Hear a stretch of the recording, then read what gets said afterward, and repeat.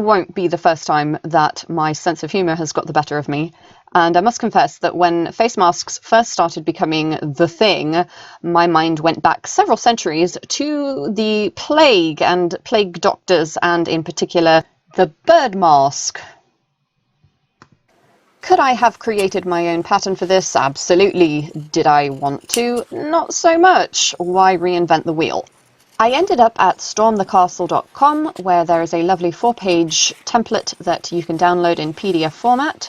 I did make some modifications to it, of course I did. I didn't like how far down the beak pointed, and I thought it was a bit short as well. So I lengthened the beak and raised it slightly so that it pointed out a little bit more straight from the face, rather than having that downward droop. Once I was happy with my modifications, it was time to get down to marking and cutting.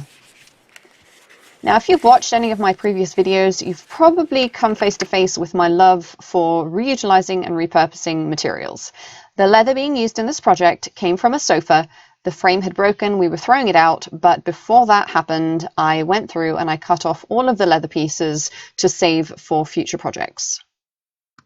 There's not really a great amount to say about the rest of this video. The process I used for assembling it was to first attach the underbeak to the side pieces, and once that was constructed, then I used binder clips to attach the front forehead part to the side pieces because it was a little bit fiddly to get everything to curve and meet together properly, and I held it up to my face with those binder clips to make sure that it fit before I sewed it in place.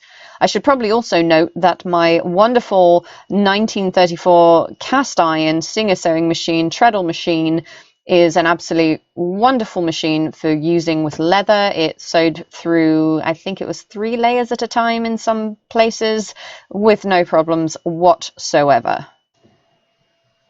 Binder clips usually do not form part of my sewing arsenal, but in this case, because I was kind of freestyling this to some degree, and the straps in particular, I knew that they were going to have to be moved around quite a lot. So I used the clips rather than pins because it meant that I could, again, hold it up to my face and move everything around to get a really comfortable, good optimum positioning prior to sewing them in place.